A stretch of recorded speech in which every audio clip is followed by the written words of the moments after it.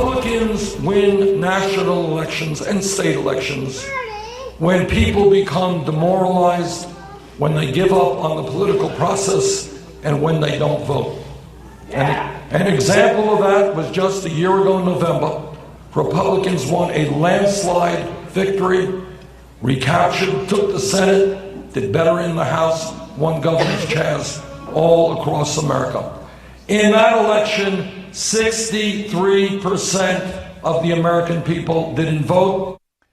Lost in all this presidential candidate insult kerfuffle over who is the bigger jerk, who's the real mama's boy, who missed what votes, and all the rest of the useless mountains of bovine droppings we are bombarded with every day, is what Republicans are missing in seeking to win the White House. How the Democrat savior is sucking up to the very people she claimed she would fight, and how their other savior is right alongside her, touting the need to hijack more of your hard-earned cash to run that ever-expanding government. Join me, if you will, for a dose of intelligent discourse then, courtesy of the Political Animal, where we uncover those who fear not treading on a little real red meat.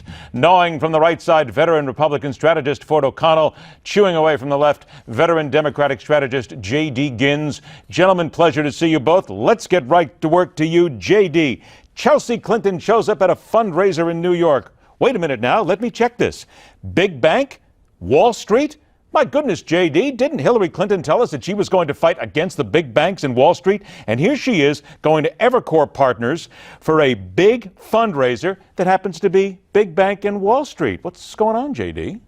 Well, I don't think there's any surprise that the Hillary Clinton campaign is going to get a little bit of Wall Street cash, but it's not quite the same as having your wife be on the board of a major bank and getting, close to $1 million. No. Hang on, J.D., and I'm going to take umbrage with that a moment, because Mrs. Clinton has always said that she will fight against the big banks and Wall Street. Now she's taking her money. Why? I think that it's clear that she thinks she needs some of that money to run an election. I think it's not at all that surprising. She's not the candidate on the left who is railing entirely against the banks.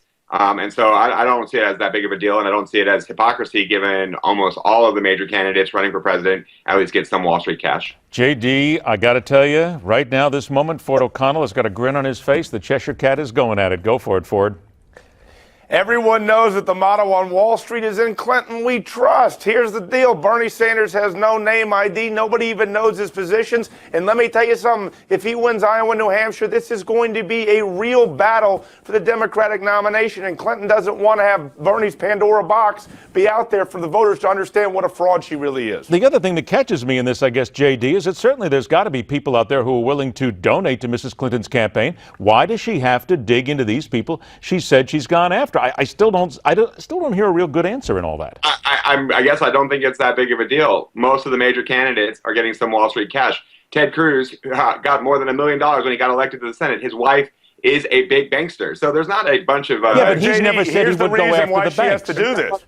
Against Hillary Clinton. Where's that out for all the candidates taking the cash? But he has never said, Ted Cruz has never said that he would go after the banks and he would go after Wall Street there. Go ahead, Ford.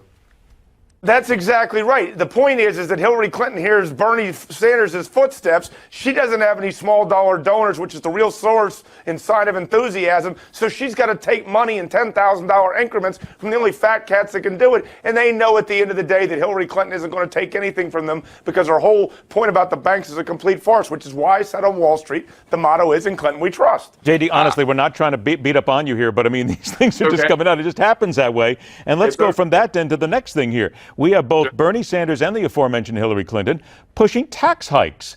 J.D., come on now. We have heard people over and over again. This is a nation that is ridiculously overtaxed.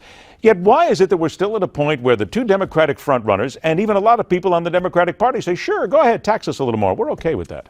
Well, I am one of those people that think we need to pay our fair share in taxes, but we need to start with the people who don't pay their fair share of taxes. Over the last 30 years, the rich have gotten so much richer, and this is what is the same outrage driving the Tea Party, driving Occupy Wall Street. People know that they are not getting a fair deal, and that's okay. Conservatives need to come to grips with the fact that we can't cut taxes and invade countries. And what we did when under the Bush administration is run up trillions of dollars in debt, invading countries and cutting taxes. So under Bernie Sanders' plan, yes, he's going to raise your taxes, but he's also going to do away with your health care premiums. And in the long run, if I have to pay the government more but not pay insurance, I'd rather pay the government. 40% of America does not pay federal taxes. Let's get to that point, okay? And you know what the Republican Party is? It's the middle class of those who actually do pay taxes. Poor. Yes, poor people should not pay the same amount of taxes as extremely rich people do. I agree. All right, 60 seconds The point, though, left. is you're creating so much division that no one will have skin in the game any longer. Then you'll be down to that 1%, which we both don't like, who we think makes too much money. And when, guess what? They're the only ones left paying taxes because of this division you played. America will fall into the ocean. Okay, you both had your part on this. I only got 60 seconds left. I got to move on to one last thing. JD, Bernie Sanders, the crossroads. The New York Times says it. Does he attack Hillary Clinton or does he stay positive? Isn't it time for him to go on the attack? Well, I mean, you guys had the front end of the segment be that maybe he should be attacking it for Wall Street. And I think that a lot of people are inspired by Bernie Sanders because he seems genuine and he's not running a traditional campaign of lame voiceover attack ads. And so I think it's a real risk that he might alienate people. Furthermore, if he really makes absolutely needs to attack Hillary Clinton, and I'll tell you why, because he doesn't have the name ID she does. No one really knows where he stands, let alone where she stands on a lot of issues. So smart for Bernie, but he has to win Iowa first. All right, real quick now, 5-second answer from both. Ford, who wins the debate tonight? Ted Cruz. Okay, JD. Donald Trump. You know something? I was waiting for it. JD, you didn't disappoint because I knew somebody was going to pick Trump regardless of the fact he's not there. I knew it. JD Gins, Ford O'Connell. Gentlemen, thanks so much for being with us. We'll talk to you again next week. Now, how about a dose of reality on why the man with the excellent hair is not on the podium this evening? We'll do that next, but let us remind you, coming up at 9 o'clock, we're going to cover Donald Trump's event live, and then beginning at 10:30, we're going to cover the debates live. So make sure that you're here for all the political doings. And oh yeah, by the way, Audio Steve will keep us honest the rest of the way, right on his birthday, because that's what we count on. It's on you, Steve. Stay with us. The Hardline continues.